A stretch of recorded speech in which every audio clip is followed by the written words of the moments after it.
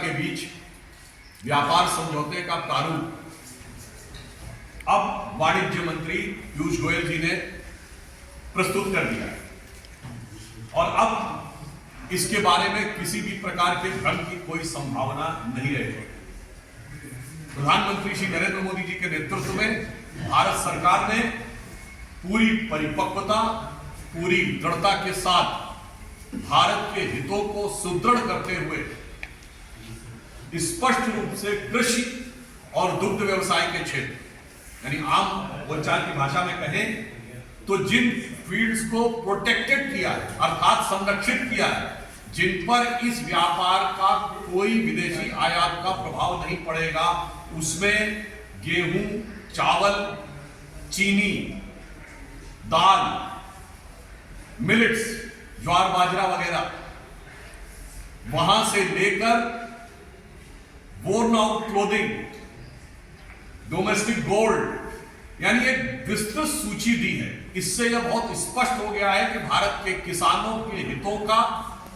दृढ़ता पूर्वक संरक्षण किया गया है। भारत के दुग्ध व्यवसाय, डेयरी प्रोडक्ट्स के हितों का दृढ़ता पूर्वक संरक्षण किया गया है और भारत के लघु और मध्यम उद्योग के उद्यमियों के लिए विश्व की सबसे बड़ी अर्थव्यवस्था के द्वार खोल दिए गए हैं। इस हेतु भारतीय जनता पार्टी प्रधानमंत्री श्री नरेंद्र मोदी जी का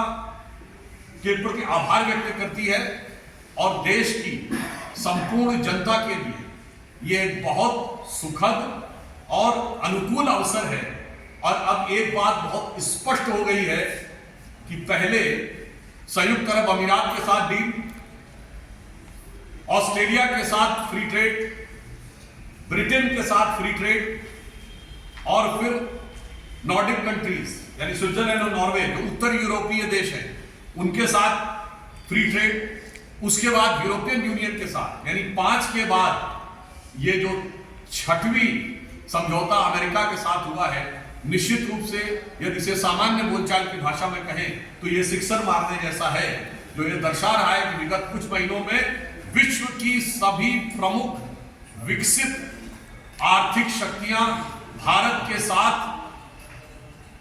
व्यापारिक समझौता कर रही हैं। वो भारत से व्यापार करने में लालायित है और प्रधानमंत्री श्री नरेंद्र मोदी जी के नेतृत्व में भारत कुशलता के साथ अपने श्रमिकों, अपने कृषकों, अपने दुग्ध व्यवसायियों, अपने कामगारों के हितों की रक्षा करते हुए भारत को एक नई दिशा की ओर ले जाने में सफल होगा।